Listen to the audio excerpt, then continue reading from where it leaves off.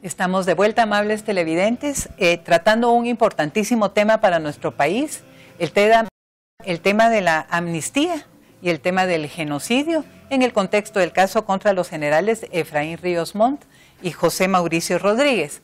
Para hablar de este tema nos acompañan Jorge Santos y Helen Mack, que ya en el primer segmento nos han situado el tema en algunas de sus aspectos más en la coyuntura actual. En este segmento queremos que nuestros televidentes tengan la oportunidad de ver cómo el tratamiento del genocidio y la posición del Estado guatemalteco en relación con el genocidio no es nueva. Ha habido firma de convenios internacionales, de acuerdos y demás que aparentemente, ¿verdad? Jorge nos va a ayudar a entender esto. Sitúan a Guatemala como un país que tiene claridad sobre cómo se trata y de qué, cómo en justicia se trata el tema de genocidio, ¿verdad? Jorge, pero no es nuevo. ¿Desde cuándo Guatemala está posicionándose en relación con genocidio?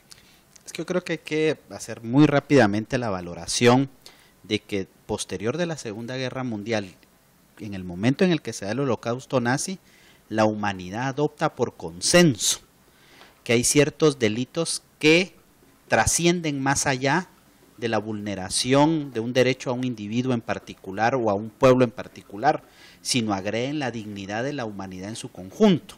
Entonces, cuando se cometieron actos en contra del pueblo judío, en contra del pueblo gitano, por el régimen nazi, esos crímenes se adoptan no como exclusivos del pueblo judío o el pueblo gitano, sino se adoptan como graves violaciones a la humanidad en su conjunto.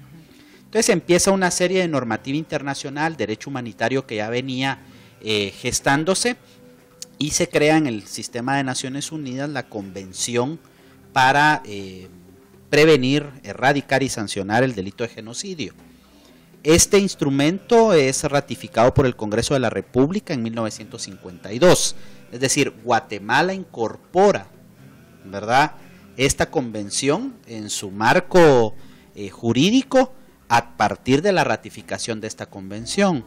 Posteriormente es en la década del 70 en la que entra el delito de genocidio dentro del Código Penal. Helen nos hacía el recordatorio que era Sandoval Alarcón el presidente del Congreso de la República en el momento en el que se aprueba ese Código Penal. Posteriormente, en 1983, en 1984, se decretan autoamnistías por los regímenes militares del momento, pero es en 1996 donde se reconoce una ley de reconciliación nacional que tiene como pilar el objetivo de la justicia transicional. Yo doy derecho a la verdad,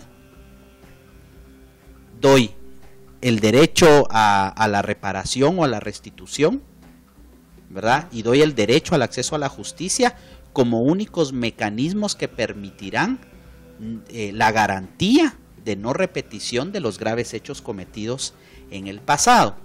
Y cabe destacar que el Estado guatemalteco durante la década de los 80 y los 90 ratifica otra serie de instrumentos que tienen que ver con el tema de la tortura, tratos crueles, inhumanos y degradantes, y con desaparición forzada.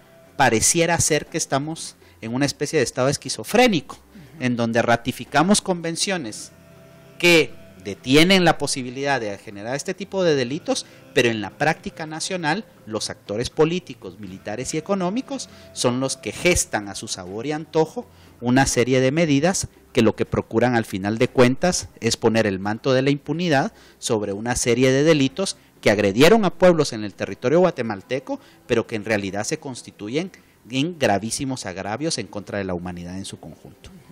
Bueno, tenemos la imagen, yo creo, muy poderosa que ha usado Jorge, de un estado esquizofrénico, dividido en dos, ¿verdad?, con posiciones muy distintas. Pero, Helen, yo quería ver contigo, profundizar un poco en lo que fue aquel debate de la Ley de Reconciliación Nacional de 1996, porque yo recuerdo que el debate era precisamente sobre lo que es prescriptible, lo que no prescribe, lo que no es amnistiable, ¿por qué? Y había también toda una discusión política. Pensamos que había quedado resuelto el problema, ¿verdad? No, un poco más que esquizofrénico, pero eso lo que te denota es un estado también prepotente, ¿verdad? Yo quiero regresar nuevamente y no es porque sea obsesiva, pero sí que ejemplifica la clase de Estado que tenemos, ¿verdad? Un Estado que funciona para una élite y que ellos te dicen, está bien, hagámoslo, pero de todas formas nosotros vamos a hacer lo que se nos ronca la gana. Entonces por eso es que se ratifican convenciones, somos parte del concierto internacional y hay todo un discurso progresista, entre comillas, de que esto se va a hacer, pero luego viene la prepotencia de decir, esto se hace como yo quiero, punto, ¿verdad? Que es lo que también está pasando en el caso de genocidio. Entonces, en aquella época, cuando era todo el tema del proceso de paz, obviamente lo que estábamos pidiendo era que se respetaran los principios internacionales también en materia de derechos humanos. Fue toda una lucha, ahí sí, mira, yo me recuerdo todo este movimiento de la Alianza contra la Impunidad que le llamábamos, ¿verdad? Precisamente para que se respetaran esos principios internacionales y a nivel internacional, de acuerdo a la ley que también estaba siendo vigente, estos delitos no podían ser amnistiables. Un delito bueno, lo que hemos dicho, de genocidio, tortura y desaparición forzada. Y así fue como quedó establecida en la Ley de Reconciliación Nacional. Yo también me acuerdo de que fue ya las idas y venidas de esto. Yo me recuerdo que como sociedad civil hacíamos tanto cabildeo con la URNG como con el Grupo de la Paz, ¿verdad?, de esa época, para que se respetaran los principios internacionales, y así fue como se logró. Y también obviamente con Naciones Unidas, porque eran convenciones de Naciones Unidas, y que esto lo iba a permitir, y eso fue aprobado por el mismo Estado. Y ahí pues, el general, hoy el presidente Otto Pérez Molina, era parte de esa negociación, él estuvo involucrado precisamente en esas discusiones, y de repente viene otro personaje, ¿verdad?, un Tono Arenales, a decir que todo el proceso de paz desde que él se fue lo tergiversaron y lo cambiaron, y que entonces empieza a introducir una corriente prácticamente de amnistía, ¿verdad?, otra vez para decir que eso no fue el espíritu de las negociaciones de paz. Entonces también habría que ver cuáles son los antecedentes de Arenales Forno, ¿verdad?, porque igual se deroga el decreto 2070-12 y al mismo tiempo este grupo que gobierna con el presidente hace lo que se le ronca la gana. Ahí es donde yo digo, es esa prepotencia de esa élite económica, social y política militar, que les interesa que haya un Estado que funcione para sus intereses, y por eso el ganar el caso de genocidio implicaba darle poder o empoderar a las grandes mayorías, que es lo que ellos no tienen interés, porque ellos quieren que un Estado siga siendo funcional para ellos mismos hasta el día de hoy, aunque ya a nivel internacional las condiciones hayan cambiado. Pero lo que tú me preguntabas, ¿cómo era todo este proceso? Fue un proceso totalmente colectivo, de grandes esfuerzos, incluso a última hora en el Congreso de la República, cuando ya teníamos el borrador de cómo se iba a aprobar, a última hora estaban cambiando ya incluso las leyes, en la propuesta de ley, ¿verdad? Entonces sí fue una batalla que no fue fácil ganar, pero se ganó para que se respetara todo lo acordado durante el proceso de paz. Sí, entonces a mí me parece que estamos frente a un Estado, y ya lo hemos calificado aquí, por un lado esquizofrénico, pero también prepotente, ¿verdad? Y frente a una aparente imposibilidad de hacer valer, digamos, lo que en justicia procede, ¿verdad?